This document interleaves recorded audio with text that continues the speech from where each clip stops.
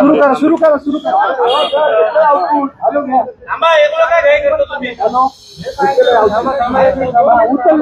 काही निवडणूक आयोग पत्रकार परिषद घेताय, निवडणुका संदर्भात आचारसंहिता लागते, काय तुमचं म्हणणं आहे?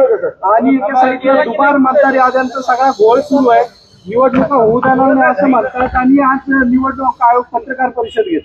एक मिनिट अरे मग काय केलं एवढं वेळ तुम्ही?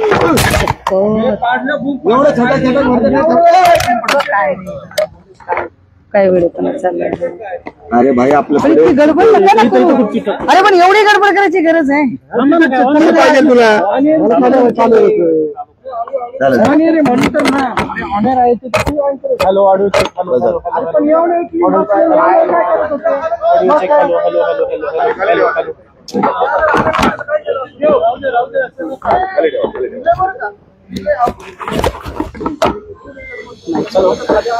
अरे पण ओके ठीक आहे चल.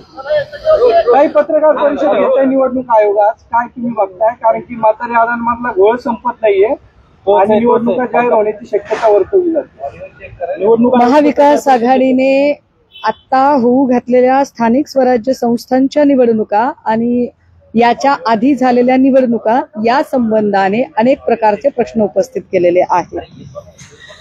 तिकडे काँग्रेसचे नेते सन्माननीय राहुलजी यांनी पत्रकार परिषदा घेऊन कशा पद्धतीने मतदार याद्यांमध्ये एक माल प्रॅक्टिसिंग झालेलं आहे या संबंधाने भूमिका स्पष्ट केली होती. अगदी पुराव्यांसकट त्या सगळ्या गोष्टी दाखवल्या होत्या.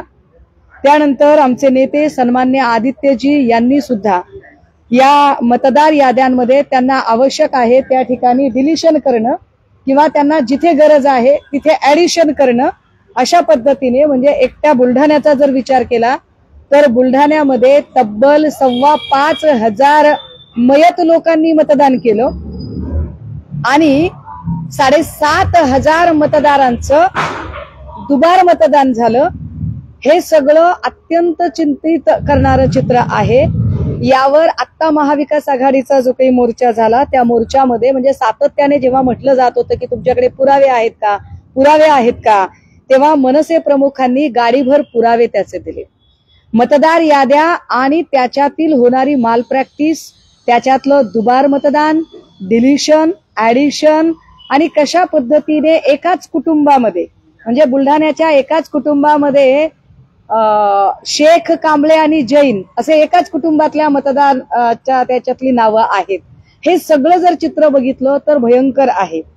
याच्यावर कुठलंही स्पष्टीकरण न देता, यावर काहीही न बोलता तडकाफडकी अचानक निवडणूक आयोगाने समोर येणं आणि आम्ही आता आचारसंहिता जाहीर करत आहोत म्हणणं, मला वाटतं हे वास्तवापासून पळ काढणं आहे, सत्यापासून तोंड लपवणं आहे.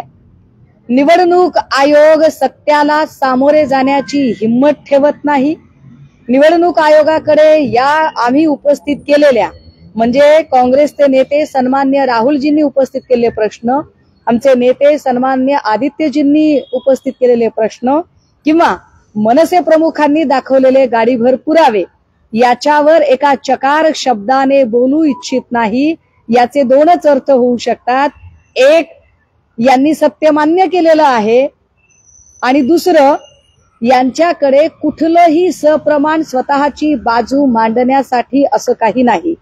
त्यामुळे हे आता स्पष्ट आहे की विधानसभेच्या निवडणुकीतून निर्माण झालेलं सरकार हे मतचोरीतून निर्माण झालेलं सरकार आहे. त्यामुळे हे सरकार चोर सरकार आहे.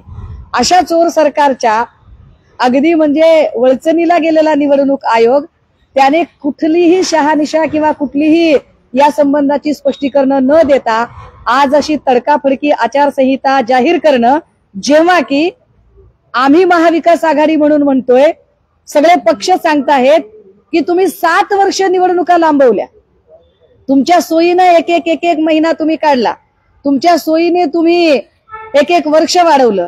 जिथे तुम्ही 7 ते 7.5 वर्ष निवडणुका लांबवलेल्या आहेत तिथे अजून जर 2 महिने लांबल्या तर काय फरक पडतो, पण निवडणूक याद्या दुरुस्त करून घ्या ही आमची प्रमुख मागणी आम्ही वारंवार मांडली.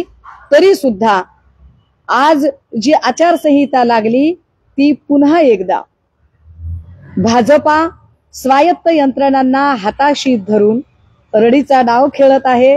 भाजपाचं वारं नाही, भाजपाची लाट नाही, वर नरेंद्र खाली देवेंद्र असला काही प्रकार नाही. वरही फेकेंद्र आणि खालीही फेकेंद्र असंच सगळं चित्र आहे. परंतु अशा सगळ्या स्थितीतही निव्वळ आणि निव्वळ दंडलशाही करणं आणि दडपशाही करणं हे पुन्हा एकदा स्पष्ट होत आहे. पण तरी सुद्धा आज जी निवडणूक आयोगाने जी पत्रकार परिषद घेऊन आचारसंहिता जाहीर करू पाहिलेली आहे, यावर नेमकी भूमिका काय घ्यायची या संबंधाने आम्ही आज सायंकाळी 4 वाजेपर्यंत आमची पक्ष म्हणून असणारी अधिकृत भूमिका अधिक स्पष्टपणे आणि अधिक प्रखरपणे निश्चितपणे मांडू. परवाच्या मोर्चाचा धसका घेतलाय का या सगळ्या यंत्रणेनी आणि हे सगळं निवडणुकीची घाई का केली मग आज आचारसंहिता? हे तर उघड आहे की निवडणूक आयोगाने धसका घेतलेला आहे. हे तर उघड आहे की निवडणूक आयोगाकडे कुठल्याही प्रश्नाचं उत्तर नाहीये. ज्या पद्धतीने निवडणूक आयोग एक पळ काढण्याची भूमिका घेत आहे, आम्ही विक्रोळीचं उदाहरण दिलं, आम्ही वरळीचं उदाहरण दिलं. मला वाटतंय वरळीला तर एका वृत्तवाहिनीने जाऊन रियालिटी चेक केला आणि रियालिटी चेक करून एकाच कुटुंबात किती मतदान आहे तेही बघितलं. बुलढाण्यातली तीच परिस्थिती मी म्हणते की एकाच कुटुंबामध्ये शेख, कांबळे आणि जैन अशी 3 नावं एकाच कुटुंबात, म्हणजे काय नॅशनल इंटिग्रेशनची उदाहरणं निवडणूक आयोगाने पेश केलेली आहेत. याच्यावर एकही पटणारं स्पष्टीकरण, कारण, उदाहरण ते देऊ शकले नाहीत. हे फार विशेष आहे की शिंदे गटाचे आमदार विलास भुमरे यांनी जाहीरपणे सांगितलं की 20,000 मतदार मी बाहेरून आणले होते. हे फार उल्लेखनीय आहे की निवडणूक प्रचाराच्या दरम्यान पंकजा मुंडे यांनी एक विधान केलं होतं की गुजरातहून बघा आपल्यासाठी किती लोक आलेले आहेत, आपण गुजरातहून लोक मागवलेली आहेत. भाजपा प्रत्येक निवडणुकीचा फार गांभीर्याने विचार करतं, आपल्याकडे गुजरातहून किती माणसं आली आहेत. हे नामदार पंकजा मुंडेंचं वाक्य फार फार महत्वाचं आहे. अगदी याच पद्धतीने भाजपाच्या सुद्धा लोकांनी मतदार याद्यांमध्ये घोळ झाला आहे हे मान्य केलेलं आहे. असं सगळं असतानाही जर आज अचानक आचारसंहिता लागत असेल तर निश्चितपणे म्हणजे न्याय व्यवस्थेचा तर खून आहेच आहे. कारण इथे भाजपचा प्रवक्ता न्यायाधीशपदी बसवला जातो, तर जो मानवी मूल्यांसाठी लढतोय त्याची 3 महिन्यासाठी सनद रद्द केली जाते. त्यामुळे हे स्पष्ट आहे की न्याय व्यवस्थेला घरघर लागलेली आहे आणि निवडणूक आयोग घरघऱ्यासारखा वागत आहे. तरी सुद्धा एकूण आज जी काही पत्रकार परिषद आयोगाची झाली यावरची आमची अत्यंत स्पष्टपणे असणारी भूमिका 4 वाजेपर्यंत महाविकास आघाडी म्हणून असणारी भूमिका आणि पक्ष म्हणून असणारी भूमिका ही आम्ही स्पष्ट करू. ताई, फलटण मधलं जे हो घ्या की दादा, अर्थात माझ्याकडनं तिथून काल तुम्ही ज्या पद्धतीने जाऊन तिथं विषय टाकला नाही, तुम्ही ज्या पद्धतीने सकाळी गेला ते उत्तर मागत होता तुम्ही, खरं तर तुम्हाला मिळालं नाही. संध्याकाळी सभा घेण्यात आली, दुधाने अभिषेक घालण्यात आले, तुमच्यावर बरेच म्हणजे तुमच्यावर बोलले नाहीत पण माझ्यावर बोलले नाहीत हे फार महत्वाचं. तुमच्यावर बोलले नाहीत पण तुम्हाला जे पुरावे पाठवले गेलेत किंवा तुम्हाला ज्या काही गोष्टी पाठवल्या गेलेत त्या रामराजेंकडून पाठवले गेलेत आणि त्याचा पुरावा देखील त्यांनी तिथं लाईव्ह स्क्रीन मध्ये दाखवला RR निंबाळकर म्हणून. वा वा, छान छान. या सगळ्या प्रत्येक प्रश्नाची बैजवार उत्तरं माझ्याकडे आहेत. खरं तर काल मी पहिला प्रश्न असा उपस्थित केला होता की खासदार रणजित नाईक निंबाळकर यांचं नाव सगळ्यात आधी कुणी घेतलं. रणजित नाईक निंबाळकरांचा उल्लेख अंबादास दानवेंनी केला का, तर नाही. ते म्हणाले एका खासदाराचा PA त्याचा फोन आला होता. त्याच्यानंतर बोलले धनंजय मुंडे. धनंजय मुंडे म्हणाले की कोणत्या खासदाराचा फोन आला होता त्याचा तपास केला जावा. त्याच्यानंतर 3 दिवसांनी 48 तासाच्या आत देवेंद्र फडणवीस गेले फलटणमध्ये आणि देवेंद्र फडणवीस थेट असं म्हणाले की आमचे रणजित नाईक फार धुतल्या तांदळाचे आहेत. रणजित नाईकच आहेत ते, हे म्हटलं कुणी पहिल्यांदा, हे देवेंद्र फडणवीसांनी म्हटलं. कृपया रणजित दादा, तुम्ही माझ्यावर 50 कोटीचा अब्रू नुकसानीचा दावा टाकणार होतात, पण तुम्ही काल माझी जाहीर माफी मागितली. मला याच्या पुढे काहीच बोलायची गरज नाही. किमान सुषमा अंधारे काय काम करते एवढं आपल्यापर्यंत पोहोचलं हे फार महत्वाचं आहे. एक म्हणजे हे फार महत्वाचं आहे की जो माणूस 50 कोटीचा दावा टाकणार होता त्या माणसाने जाहीर माफी मागावी, हे माझ्यासाठी फार फार महत्वाची गोष्ट आहे. आता दुसरी बाब अशी की खासदार कोण आहेत याचा पहिला उवाच कुणी केला तर तो देवेंद्र फडणवीसांनी केला. हा विषय अतिशय क्लिष्ट कुणी केला तर तो चाकणकरांनी केला. सध्या चाकणकर कुणाच्या फेवरमध्ये जास्त काम करतात तर दादांना जास्तीत जास्त अडचणीत आणणे आणि भाजपाची जास्तीत जास्त मदत करणे यासाठी चाकणकर काम करतात हे स्पष्ट आहे.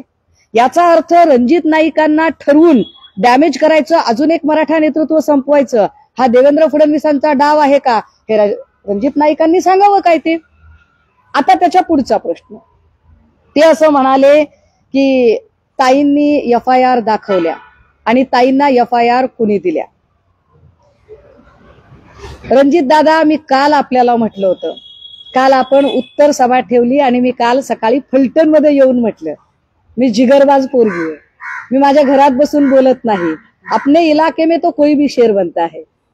मी तुमच्या इलाक्यात येऊन तुम्हाला सांगितलं होतं की जर मी प्रश्न पोलीस स्टेशनला विचारते, कारण मला जर रणजित नाईकांना प्रश्न विचारायचे असते तर मी मालोजीराजेंच्या पुतळ्याजवळ सभा घेतली असती, मला परवानगी तिथं दिली होती, मला पोलीस स्टेशन समोरची परवानगी नव्हती. मी बसले कुठे? मी बसले पोलीस स्टेशनच्या समोर, सिमेंट कॉन्क्रीट जिथे प्रचंड काम चालू होतं, कदाचित जिथे रस्ता पण ब्लॉक होऊ शकत नाही, म्हणजे मला स्टंट करायचा असता तर मी चौकात केला असता. मी पोलीस स्टेशनच्या समोर प्रश्न विचारले. रणजित नाईक निंबाळकरांनी स्वतः उत्तरं का दिली? रणजित नाईक निंबाळकरांनी स्वतःला आरोपी असं कन्सिडर का केलं? रणजित नाईक निंबाळकरांचं मन स्वतःला का खातंय? मी तर काहीच बोलले नाही. मी तर काल असं म्हटलं की जर आपण म्हणताय की आपण सहकार्यच करणार आहात आणि सन्मानाने खुर्च्या टाकताय तर या इथे सगळेच जण बसलेले आहेत. मी दिवसभर तिथे होते आणि दिवसभर मी किमान 10 वेळा म्हटलंय माध्यमांच्या समोर की रणजित नाईक निंबाळकर साहेबांना आमची विनंती आहे की दादा या, तुम्ही, तुमची धर्माची बहीण इथं आली आहे, तुमची पाहुणी आहे मी, अतिथी देवो भव, आणि तुम्ही माझ्यासोबत चला. आणि तुम्ही कशातच नाहीत ना. चला पुन्हा एकदा माध्यमांसमोर सांगते, तुम्ही कशातच नाहीत. तुम्ही नार्को टेस्टला तयार झालात, चांगली गोष्ट आहे, स्वागत आहे, मी कृतज्ञ आहे. तुम्ही डिटेक्टर लाय टेस्टला तयार झालात, मी कृतज्ञ आहे. खर्चाचं काय ते होईल, वाटल्यास आपण दोघं भागीदारीने करू, हरकत नाही. खर्च करतो सुषमा अंधारेंनी नाही, ठीक आहे, चांगली गोष्ट आहे. त्यांना कदाचित माझ्या आर्थिक परिस्थितीची जाणीव असावी त्यामुळे ते खर्च करतायत, चांगली गोष्ट आहे, हरकत नाही. पण मग आता ते खर्च करायला तयार आहेत की नाही? मग त्यांनी ते करण्याच्या आधी अजून एक काम करावं की दादा, ती जी 6 माणसं आहेत ना त्यांच्यावर आरोपपत्र दाखल करण्यासाठी आपण माझ्यासोबत का आला नाहीत? काल मी दिवसभर आपल्याला हाका मारत होते, आपण आला नाहीत.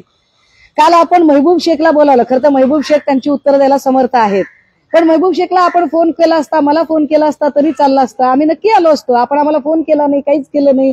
एक फलटणकर म्हणून फक्त सोशल मीडियात मेसेज व्हायरल झाला. पण काल महबूब शेख कुठे होते? तर काल त्या मुलीचं 13वं होतं. महबूब शेख स्वतः बीडमध्ये राहतात. काल तिकडे खासदार सुप्रिया सुळे होत्या, त्यामुळे त्या 13व्याच्या विधीला ते तिथे होते. हे कृपया नीट समजून घ्या. आता त्याच्या पुढे 6 माणसांच्यासाठी ते येणार आहेत का? त्यांनी 6 माणसांवर आरोपपत्र दाखल होण्यासाठी प्रयत्न करावेत, हा माझा पहिला प्रयत्न. पहिली विनंती की तुम्ही सिस्टीमला, जी सिस्टीम सडलेली आहे, माझं एकच वाक्य आहे की फलटण पोलीस स्टेशन छळछावणी झालेलं आहे. ते म्हणाले की रणजित नाईक निंबाळकर हे हस्ताक्षर रामराजेच आहे काय? अहो, साध्या साध्या कागदावर लोकांनी पाठवलेत, स्वतःच्या हस्ताक्षरात पाठवले. आता ते तरी हे बघा, हे कुणाचं हस्ताक्षर आहे? अहो, याच्यात सगळे डिटेल आहेत. मी किती डिटेल काढायचे? खरं तर आगवण्याचे पण डिटेल काढता येतील, पण जाऊ दे. आता काल त्यांनी माफी मागितली त्यामुळे मी तो विषय थांबवते, त्याच्यात नाही पडत मी. पण सगळ्यात महत्वाचं, जो त्यांनी व्हिडिओ प्ले केला आणि सांगितलं की RR निंबाळकर शेवटी येतंय. अहो काय दादा, हे मी सांगायला हवं का? अहो, बापू ननावरे आणि काय नंदू कुमार ननावरे याने जेव्हा आपली सुसायडल व्हिडिओ रेकॉर्ड केला, त्या सुसायडल व्हिडिओमध्ये त्याने असं म्हटलं की रणजित नाईक निंबाळकरांच्या त्रासाला कंटाळून मी आत्महत्या करतोय. त्यावर आपल्याकडून उत्तर काय होतं की शहरात एकच रणजित नाईक निंबाळकर आहे का? शहरामध्ये 34 रणजित नाईक निंबाळकर आहेत. आता जर शहरात 34 नाईक निंबाळकर आहेत असं त्यांनी सांगितलं, तर आम्ही एवढंच म्हटलं की मग ते 33 कोण आहेत ते आम्हाला सांगा, ज्यांच्या पीएची नावं शिंदे आणि नागटिळक आहेत. मी त्याच्या पुढे सांगितलं पाहिजे की जेव्हा या पत्रात खासदार असा शब्द आला तर तो खासदार मी कसा, असा आपण प्रश्न विचारला. मी तेही म्हटलं की ते पोलिसांनी काढावं, म्हणून तर मी उच्च न्यायालयाची चौकशी समिती म्हणतेय. पण दादा, तुमच्या गावात सगळेच निंबाळकर आहेत, तुमच्या गावात एक निंबाळकर नाही. अहो, रणजित नाईक निंबाळकर नावाचे जर 34 लोक असू शकतात, तर आर निंबाळकर किती असू शकतात बरं? हा एक भाग. दुसरं असं की मी जी केस हाताळत होते त्याच्यातले एक नाव हे रत्नशिव निंबाळकर आहे, ज्याचा खून झालाय. रत्नशिव निंबाळकरांच्या नातेवाईकांनी मला किती पुरावे पाठवलेत. देवेंद्र फडणवीसांच्या सोबत भाजपच्या सरचिटणीसाचे फोटो, व्हिडिओ, खूप साऱ्या गोष्टी पाठवल्यात दादा. म्हणजे कुणी पाठवलं ते आपल्याला लगेच उत्तर मी द्यायला तयार आहे. दादा, माझ्यात आणि दमानियांमध्ये फरक आहे हो, असं नकाच करू. असं काय करताय? मी अत्यंत प्रामाणिक माणूस आहे. आम्हाला पण प्रश्न पडलाय, मग ते आर निंबाळकर रामराजे आहेत की दुसरं कोण? नाही, आर निंबाळकर जे आहेत ना ते रुपेश वृक्षराज निंबाळकर असं ते नाव आहे. ठीक आहे. आता ह्याच्यातली कितीतरी नावं आहेत. अहो दादा, तुम्हाला आता काय सांगायचं, काल तुम्ही खूप लोक जमवलेली होती बघा. काल मी गेल्यावर तिकडे लोक आली होती. दादा, तुम्हाला असं वाटत असेल की तुमच्या विरोधात कुणीच बोललं नाही. दादा, ती दहशत असू शकते. कारण दादा, तुमच्याबद्दल जर आदर असता तर तुमच्या फलटणमधनं एवढी लोक माझ्यापर्यंत पोचली असती का? दादा, इतक्या लोकांनी ते सगळं काही मांडलं असतं का हो? की इतकी सगळी माणसं, इतके पुरावे दादा, आणि ह्याच्यावर सह्या आहेत बरं का खाली, आणि ह्याच्यातली प्रत्येक सही कुणी पण चेक करावी. हे रामराजेंचं नाहीये. ह्याच्या पीडीएफ कुणाला बघायच्या असतील तर ते पण मी दाखवते की कुणी कुणी पाठवलेले आहेत ते. आपला भ्रम काढून टाका. सगळ्यात महत्वाचं, काल मी असं म्हटलं की मला तुमच्या कलगीतुऱ्याच्या राजकारणात पडायचं नाही. 2-3 कुणीतरी प्लांट पत्रकार केले होते. ते प्लांट पत्रकार जाणीवपूर्वक फोकस हलावा अशा पद्धतीने काहीतरी प्रश्न विचारत होते. ते पत्रकार निश्चितपणे मुख्य प्रवाहातल्या माध्यमांचे नव्हते, ते कुणीतरी असे, आणि ते बाहेरचे होते, हेही महत्वाचं. आणि ते प्रश्न विचारताना मी त्यांना स्पष्टपणे सांगितलं, तो व्हिडिओ मी आपल्याला दाखवू शकते की, आणि मी आता तो ट्विटही करते की त्याच्यामध्ये मी माझं उत्तर काय सांगितलेलं आहे. तर मी त्याच्यात असं म्हटलंय की आम्हाला तुमच्या कुठल्याही कलगीतुऱ्यामध्ये जाण्यात कुठलाही रस नाही. आम्हाला तुमच्या कलगीतुऱ्याशी काय देणं घेणं नाही. तुमचे पॉलिटिकल स्कोअर सेटल करण्याशी घेणं देणं नाही. खरं तर रामराजे निंबाळकरांची मी मदत घेण्यात काही वाईट पण नाही तसं बघितलं तर. कारण रामराजे निंबाळकर हे राष्ट्रवादीचे आहेत, आमची युती आहे, महाविकास आघाडीचा भाग आहेत ते. मी त्यांची मदत घेऊ शकते, मी त्यांच्या घरी जाऊ शकते, चहा घेऊ शकते, बसू शकते. अहो दादा, उलट काल मी मधुदीप हॉटेलला थांबायचा प्रयत्न केला पण मला रूम मिळाला नाही. मला अक्षरशः गावाच्या बाहेर थांबावं लागलं. आणि मी किती वेळा दादा म्हटलं की एकदा तरी तुम्ही चहाला बोलवा, मी तुमच्या घरी यायला तयार आहे, मी तुमच्या 6च्या सभेला यायला तयार आहे. आता सगळे डिटेल सांगायला पाहिजेत का दादा काय काय झालं ते? पण तरी सुद्धा मी काल काय म्हटलं होतं ते आपल्याला माहित असलं पाहिजे, म्हणून मी आपल्याला हे सांगते. हा,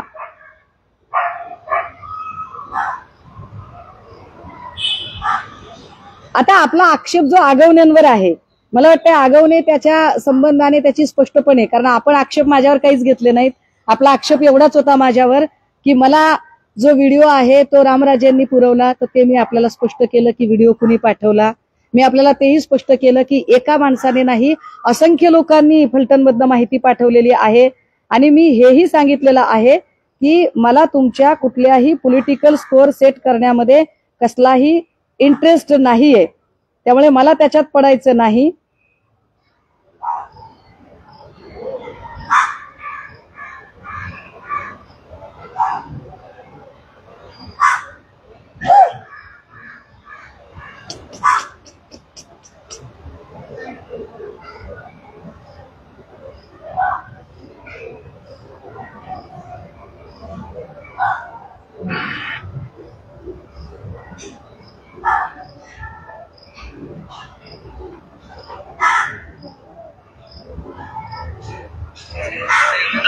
या घटनेला हा बघा, मी जे म्हणते की जाणीवपूर्वक माझ्या तोंडून आपल्या विरोधात ठरवून काही वधवून घेण्याचा प्रयत्न काही लोकांनी केला, त्याचा पुरावा आहे माझ्याकडे, आणि माझं उत्तर काय आहे त्याच्यावरचं ऐका. एवढे बाकीचे तुम्ही जे आरोपींची नावं सांगितली एवढंच इतर इथलं या घटनेला जेवढे बाकीचे तुम्ही जे आरोपींची नावं सांगितली एवढंच इतर इथला विरोधी पक्ष ते एवढा जबाबदार नाहीये का? मला तुम्ही दोघं काय कुस्त्या खेळायच्या ते खेळायला आम्हाला क्षणामध्ये घेताय, त्याच्यामध्ये आम्हाला आमच्या लेकराला न्याय पाहिजे. राजकारण करण्यापेक्षा दोघं जण इथं या आणि आमच्या लेकराच्या साठी FIR होण्यासाठी तुम्ही कशी मदत करणार आहात ते सांगा. तुमचे पॉलिटिकल स्कोर आमच्या आडून सेट करू नका. हा व्हिडिओ मी शेअर करते की हे मी कालच स्पष्ट केलं की तुमचे पॉलिटिकल स्कोर तुमचं तुम्ही बघून घ्या, आम्हाला याच्याशी घेणं देणं नाही. बीडच्या लेकमातेच्या संबंधाने विषय होता, त्यावर आता जरा आंदोलनाची पुढची दिशा. मी फलटण पोलीस स्टेशनला जायचं ठरवलं होतं, काल मी गेले. मला फार आश्चर्य वाटलं. अब्रूचे धिंदोडे काढणाऱ्या चाकणकरसाठी तुषार दोषी रेड कार्पेट टाकून सगळ्यात आधी तिकडे जाऊन बसलेले होते. पण काल पीडितेचे आई आणि भाऊ वडील तिथे आलेले होते, तेव्हा मात्र तुषार दोषीला यायला वेळ नव्हता. ज्या खांबेंना त्यांनी पुढे केलं होतं, DYSP खांबे, हा माणूस कमालीचा ऍटिट्यूड वाला होता.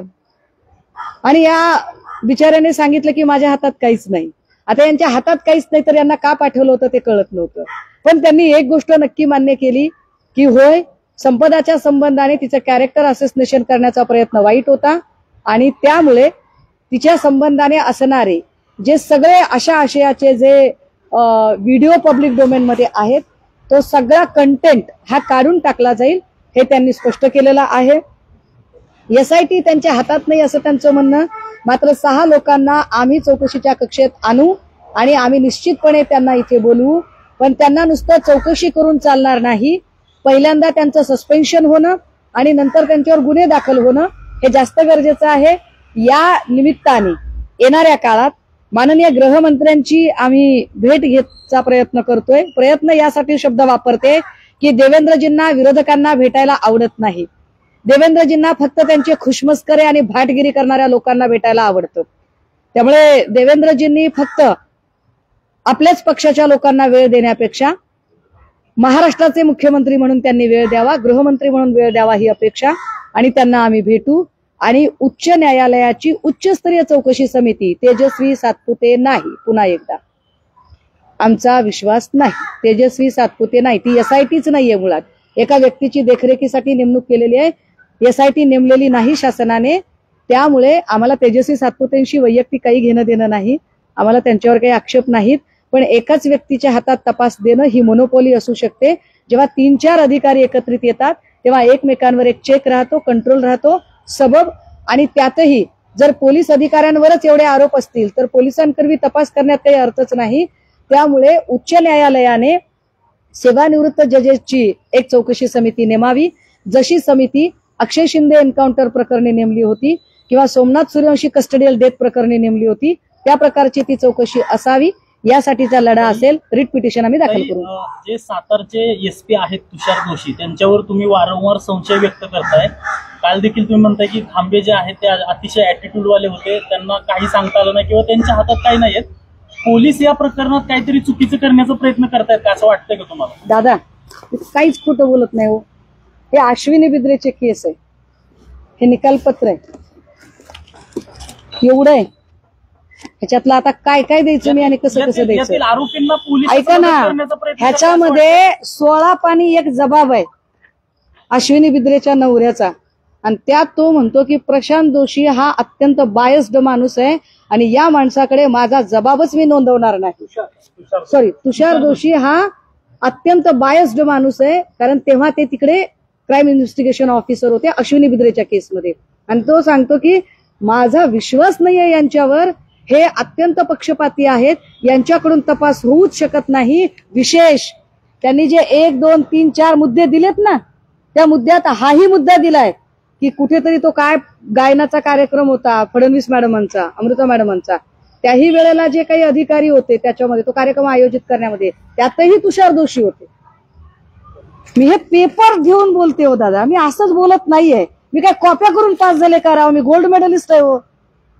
हा, युनिव्हर्सिटीचे गोल्ड मेडलिस्ट आहे मी अभ्यास करून सांगायला लागले तुम्हाला, जीव तोडून सांगते. बरं, आमचं काही घेणं देणं आहे का? काय त्यांनी माझा बांध कोरलाय का मी त्यांचा बांध कोरलाय? मुद्दा एवढाच आहे की तपास निष्पक्ष व्हावा. पोलीस दबावाखाली आहेत. मी परत रणजित नाईक निंबाळकरांना आपल्या माध्यमातून निरोप देते की आपण या माझ्या मदतीला, आपण माझ्या मदतीला या, आपण माझी मदत करा आणि 6 लोकांवर आरोपपत्र दाखल करा. चला, मी मान्य करते की शिंदे आणि नागटिळक आपले पीए नाहीत, ते कुठल्या तरी परग्रहावरच्या खासदाराचे पीए आहेत. त्या परग्रहावरच्या खासदाराचा पीए असणारा शिंदे आणि नागटिळक त्याच्यावर आरोपपत्र दाखल करण्यासाठी आपण या. राहिला प्रश्न नार्को टेस्ट आणि ते काय लाई डिटेक्टर वगैरेचा, तर दादा any time, at any time, at your service.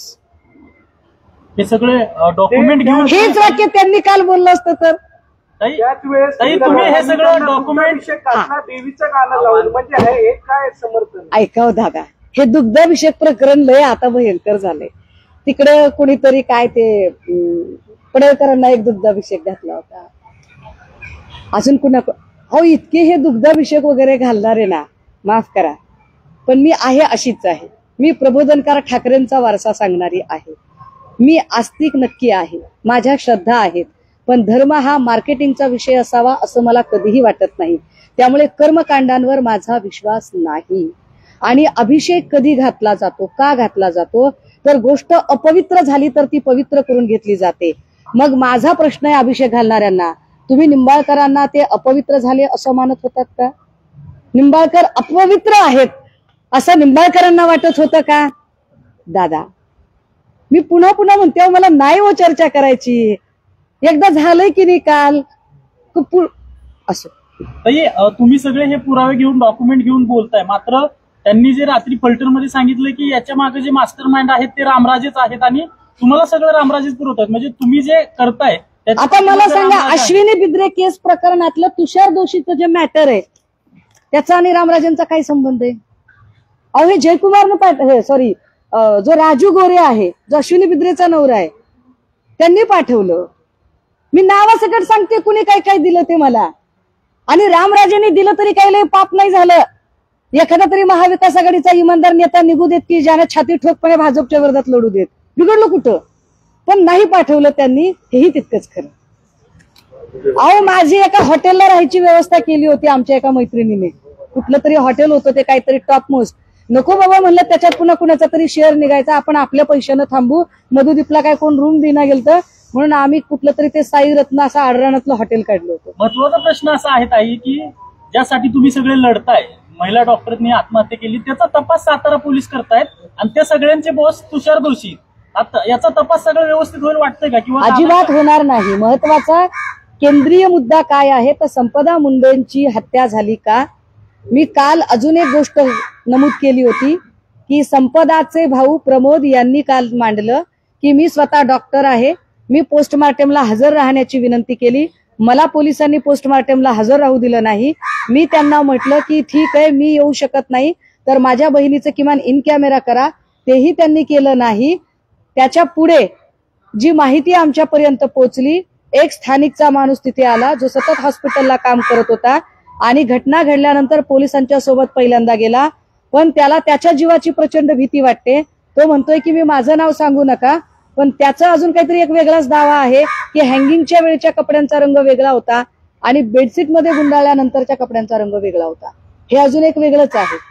काहीही असो, उलट माझं काय म्हणणं आहे की खरंच रणजितदादांनी सुद्धा आमची मदत केली पाहिजे.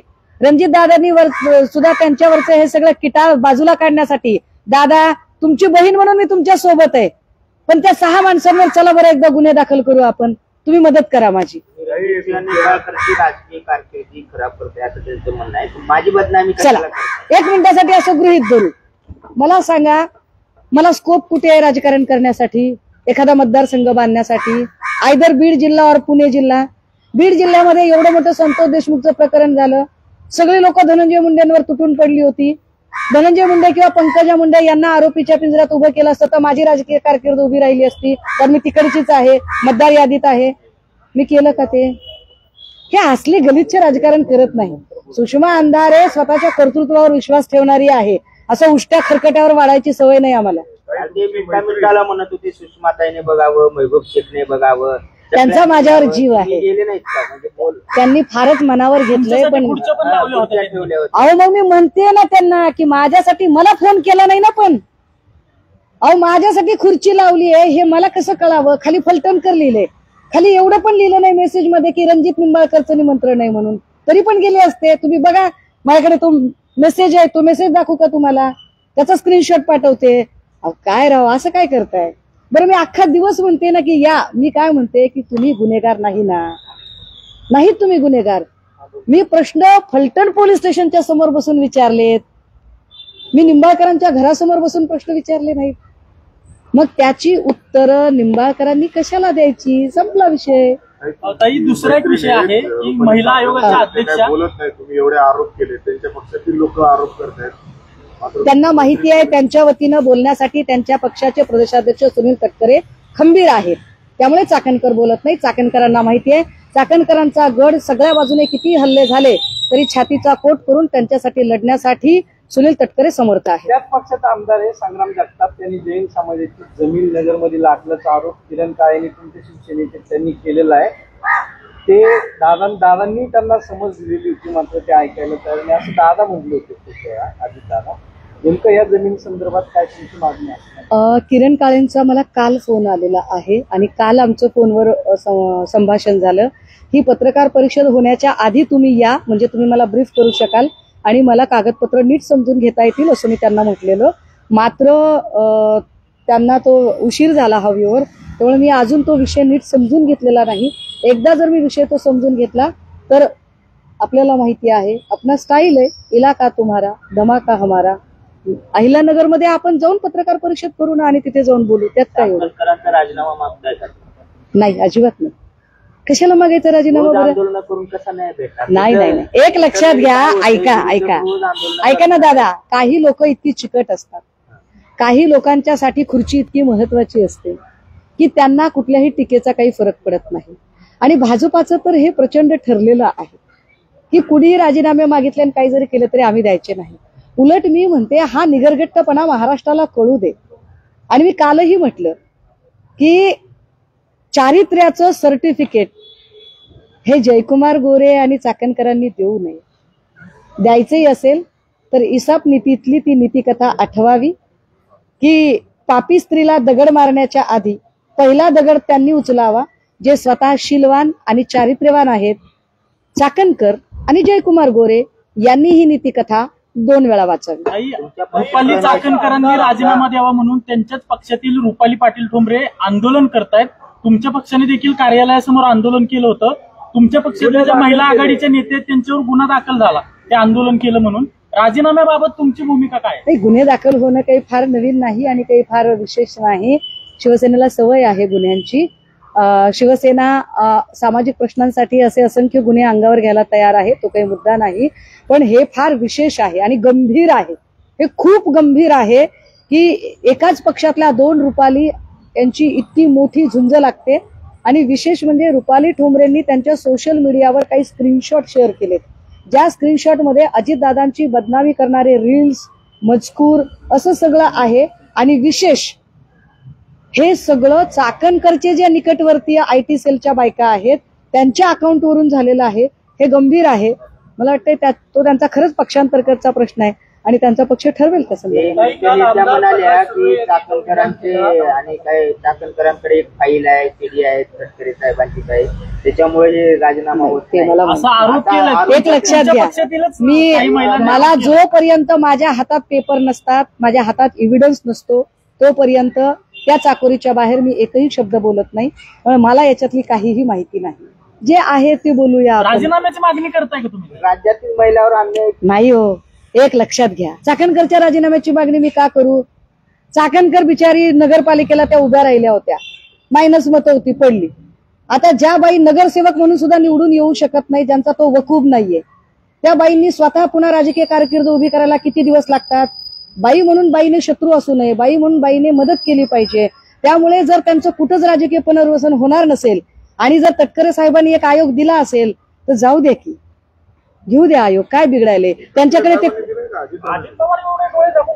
नाही, मला वाटतं तो सुनील तटकरेंचा विषय आहे, कारण अजितदादांनी स्पष्टपणे त्याच्यामध्ये नाराजी व्यक्त केलेली आहे. काही पण ही सगळी भूमिका बघताना राज्य सरकारची पण भूमिका असायला पाहिजे ना आयोग म्हणून. जर देवेंद्र फडणवीसांना तुम्ही प्रश्न विचारताय तर देवेंद्र फडणवीसांच्या आपल्याकडे आयोग जे असतात ना, या आयोगांना फार अधिकारच नसतात मिळत. काल माझ्याकडे एक माणूस आला होता ज्याच्या भावाचा खून झाला आणि आधी ऍक्सिडेंटल दाखवलं, मग त्याने आरटीआय मधनं पोस्टमार्टम रिपोर्ट मागवला आणि त्याच्यानंतर तरीही त्याचा खुनाचा गुन्हा दाखल होत नव्हता म्हणून तो ह्युमन कमिशनकडे गेला. ह्युमन कमिशनने ऑर्डर केली पण पोलिसांनी ऐकली नाही. त्यामुळे ह्युमन कमिशन, वुमन कमिशन काय. काही महत्वाचा मुद्दा असा आहे की तुम्ही म्हणताय की अजितदादांनी नाराजी व्यक्त केली, मग त्यांच्या पक्षाचे प्रमुख अजितदादा आहेत तरी देखील सुनील तटकरेंमुळे राजीनामा घेतला कदाचित जातो. प्रदेशाचं राजकारण हे कदाचित तटकरे बघत असावेत, कारण दादांनी तर नाराजी निश्चित व्यक्त केली. दादा म्हणाले मी त्या मताशी सहमत नाही आणि दादा स्पष्ट वक्ते आहेत. दादा आत बाहेर असं करणारे नाही. तर हकालपट्टी करू शकतात ना, मग का हकालपट्टी होत नाही? कदाचित प्रदेशाचे अधिकार दिले असतील तटकरेंना, कारण आपल्याला जर आठवत असेल की सन्माननीय अजितदादांनी सूरज चव्हाणची हकालपट्टीच त्याची पदावरून त्याला काढून टाकलेलं होतं, पण पुन्हा त्याचं प्रमोशन करणं आणि त्याला पद देणं हे काम तटकरेंनी केलं. मग आता दादा आणि तटकरे यांच्यामध्ये काही संघर्ष चालू आहे का? नाही, याच्यावरती त्यांच्या पक्षाने जास्त अधिकृत भूमिका मांडावी. It's none of my business. जे सुनील सातपुतेची जी समिती आहे ती बरखास्त करावी असतील की फायनल? नाही, ती समिती नाहीच आहे. एक तपास अधिकारी नेमलेला आहे, पत्र आहे माझ्याकडे, आपण बघा. पण मला व्यक्ती म्हणून त्यांच्यावर काहीच आक्षेप नाही, अधिकारी म्हणून सुद्धा माझे काही आक्षेप नाही. एक महिला सक्षम अधिकारी काम करत आहे. मात्र जेव्हा प्रकरण इतकं गुंतागुंतीचं असतं तेव्हा एकाच व्यक्तीची नेमणूक करणं हे मोनोपॉली असते. ती मोनोपॉली होऊ नये इतकीच आमची अपेक्षा आहे. दीपक केसरकर याच्या संदर्भात जो आर्याचा एन्काउंटर झाला त्यावेळेस आर्या म्हणत होता का माझं दीपक केसरकरशी बोलणं करून द्या. मात्र त्या ठिकाणी जे पोलीस होते आणि विशेषतः ज्यांनी एन्काउंटर केलं त्यांनी केसरकरांसोबत बोलणं करूनच दिलं नाही आर्याचं. म्हणजे हा संस्थात्मक खून वाटतं. ऍडव्होकेट नितीन सातपुते यांनी या संदर्भाने दाखल केलेली याचिका अत्यंत महत्वाची आहे आणि त्यात त्यांनी घेतलेले मुद्दे सुद्धा अत्यंत महत्वाचे आहे. हा सरळ सरळ संस्थात्मक खून आहे. एखादी व्यक्ती इतकी अगती का होते? खरं तर तुम्हाला एन्काउंटर करण्यासारखी परिस्थितीच नाहीये. त्याने कुणावरही हल्ला केलेला नाही, एक भाग आहे. त्याने कुणालाही कुठल्याही पद्धतीने शारीरिक इजा पोहोचवलेली नाहीये.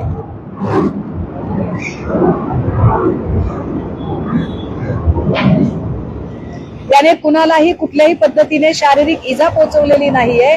मात्र एखादा कंत्राटदार आपल्या केलेल्या कामाची बिलं मागत असेल आणि तुम्ही जर त्याला गोळ्या घालत असाल तर येणाऱ्या काळात कंत्राटदारांनी कामं करायची की नाही हा विचार करावा लागेल. आणि अशा पद्धतीच्या घटना महाराष्ट्राच्या अर्थव्यवस्थेला खीळ घालणाऱ्या आहेत. याचे सगळे दूरगामी परिणाम या निमित्ताने ओळखले पाहिजेत. आणि निश्चितपणे नितीन सातपुतेंनी नुसती याचिका दाखल करू नये, तर माझं म्हणणं आहे की केसरकरांना याच्यात पार्टी केलं पाहिजे. प्रकाश सुर्वेंचं म्हणणं आहे की मराठी आई जरी असली तर हिंदी भाषा आणि हिंदी भाषा असलीच पाहिजे. हिंदी भाषा आता खरं तर या जागा काय, हिंदी भाषा मावशी आणि मावशी मारतात. त्यांना खरंच नातेसंबंध कळत नाहीत असं मला वाटतंय. आणि त्यांना नातेसंबंधांचा अभ्यास नाही. हे म्हणजे आमच्या घरातलं माणूस मरावं आणि एखादं कोणीतरी रॅलीमध्ये असणारं माणूस जगावं असं म्हणल्यासारखं आहे.